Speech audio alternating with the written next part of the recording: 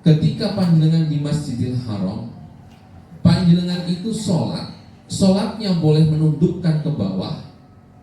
Kalau saya memang tidak pernah sholat menundukkan ke bawah, nggak bisa khusyuk. Kalau di depan Ka'bah, lihat Ka'bah tidak apa-apa. Sebab Allah itu menurunkan beberapa malaikat terhadap orang-orang yang beraktivitas di seputar Ka'bah. Aktivitas yang paling rendah yang diberikan kawalan malaikat oleh Allah itu adalah mereka yang melihat Ka'bah. Panjenengan nyawang nonton Ka'bah, toh itu bernilai berapa? Bernilai 40 kalau tidak keliru itu, atau 20, 120, 20 melihat, kemudian 40 itu untuk yang sholat di situ sambil melihat, kemudian yang tawafnya itu 60. Jadi panjenengan itu nonton saja melihat Ka'bah, masya Allah, itu panjenengan dapat pahala. Kemudian orang yang masuk ke area Masjidil Haram itu sunnahnya bukan sholat tahiyatul masjid, tetapi adalah tawaf sunnah. Tawaf sunnah di 7 putaran. Panjenengan masuk ke Masjidil Haram, lihat Ka'bah, tak sholat sunat tahiyatul masjid, boten. Panjenengan kalau masuk ke Masjidil Haram, lihat Ka'bah segala macam, mau mulai ibadah, maka sunnahnya bukan tahiyatul masjid, tetapi adalah tawaf 7 putaran. Tawaf sunnah mau. Bismillah, saya niat tawaf sunnah 7 putaran sambil baca tasbih, sambil robbana. Oke. Sama kalau sholat tahiyatul masjid, panjenengan kan harus menutup aurat. Tawaf sunnah juga harus menutup aurat. Itu. Jadi tawaf itu posisinya hampir setara dengan sholat dalam hal kewajiban menutup aurat dan harus bersuci. Kita tidak bisa tawaf kita tidak bisa dianggap sah menurut agama kalau kita tidak suci. Sucinya apa? Suci badan, panjenengan punya wudu. Suci pakaian panjenengan sudah dicuci. Kemudian suci apa? Suci tempatnya dipel oleh pemerintah. Nah, kaitannya dengan apa? Kaitannya dengan suci badan, suci pakaian. Panjangan nanti ketika nyuci baju di hotel itu pakai mesin cuci. Kalau yang sepuh-sepuh dikucek biasanya sih. Kalau kayak saya itu nggak telaten dikucek itu, blast saja masukkan ke mesin cuci. Kadang-kadang nggak perlu setrika. Jadi nanti panjangan jangan kaget kalau di Surabaya kok licin begitu, itu di sana kok ngetril semua sarung dan bajunya karena itu nggak ada setrika. Ketika panjenengan nyuci di mesin cuci, kan takutnya ada yang kena najis itu. Jangan mengumpulkan air dulu. Panjenengan ketika mencuci baju di mesin cuci itu jangan mengumpulkan air dulu. Kalau panjenengan mengumpulkan air dulu di mesin cuci, saluran pembuangannya ditutup sehingga sampai penuh, air itu tidak sampai ukuran 2 kullah. 2 kullah itu ukuran dalam fikih. Standarnya kalau di konversi itu 60 lebar, 60 tinggi, 60 panjang. Itu sekitar minim itu sekitar 120 liter. Itu dianggap air yang banyak. Maka caranya bagaimana? Panjenengan ketika nyuci, baju kotornya dulu dimasukkan.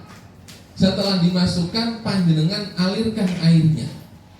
Itu yang disebut dalam konsep fikih madhab Syafi'i, air itu menghampiri najis. Kalau air yang datang menghampiri najis, maka air itu bisa menghilangkan najis. Tetapi kalau ada air diam, kemudian baju yang kena najis itu dimasukkan, maka ini artinya najis menghampiri air. Kalau najis menghampiri air, maka air itu kurang banyak, airnya menjadi kena najis. Akhirnya baju yang sebagian suci jadinya ikut kena najis. Jadi nanti kalau panjenengan nyuci di hotel, biasanya di lantai paling atas itu ada apa? Ada mesin cuci banyak, ada yang rusak, ada yang macet, segala macam. Itu wajar itu, karena yang pegang banyak. Bayangkan kayak saya ini kan nyuci sewu, tidak pernah nyuci kan, tiba-tiba 40 hari harus nyuci. Kadang itu saya nggak bisa nyalain. Pernah itu saya dimaki-maki sama jamaah lain gitu kan. Saya pakai kaos singlet gitu, kaos dalam, kemudian celana naik gitu. Mas cuci mas, enggak pak gitu kan. Terus saya nyalain segala macam, kok nggak bisa? Kok sampai nggak iso, dipetek sih gitu. Oh gege, pundi gitu. Iki nih loh, gak pernah nyuci sampean. Saya mau ngomong tidak kan nggak pantas. Saya ini kalau nyuci pakai tangan di rumah. Oh, ini tak ajari, ajari begitu. Jadi ya pantas kalau banyak yang rusak itu mesin cucinya. Tapi prinsip dalam mencuci, memakai mesin cuci adalah tadi. Baju dimasukkan, airnya kemudian ditumpahkan ke dalam. Kan pakai selang begini. Nah dialirkan sambil dibuang, airnya nggak apa-apa. Kalau sudah basah semua, baru ditutup. Itu nanti posisinya sudah suci. Kemudian Bapak Ibu ini kan banyak yang bingung, wah bawa palu, bawa apa? Panjenengan kalau mau yang model praktis, tali di sana ada. Tali jemuran di sana ada. Tapi kan nggak bisa bahasa Arabnya. Di sana itu orang Bangladesh yang melayani, fasih sekali bahasa Indonesianya. Pelit, wakil sudah bisa begitu itu.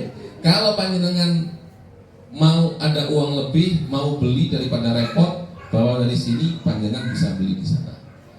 Kadang kan tidak perlu beli. Nah ini enaknya kloter terakhir. Sudah mapan semua. Sudah ada. Jadi tinggal kita, dan itu tidak haram. Karena kalau kita buat bawa tali masang lagi betul sakit, tidak cukup. Jadi sudah tahu sama tahu. Itu dalam prinsip agama itu wa'ulima ridha'uhu. Diketahui keridoannya oleh orang yang membuat. Jadi kita pakai. Nanti jangan lama-lama. Kalau lama-lama dipinggirkan. Itu kan musim panas sekarang, paling 2 jam sudah kering. Itu. Ambil lagi sudah begitu itu. Mesin cucinya juga sama, ada yang mengeringkan segala macam. Jadi kalau panjenengan mau bingung bawa tali nggak, monggo. Kalau mau bawa tali boleh. Panjenengan mau bawa jepit baju boleh nggak? Boleh, monggo. Di sana juga ada. Itu. Kalau saya yang begitu itu biasanya beli di sana. Beli itu ada 10 real, 5 real begitu, tergantung kualitasnya.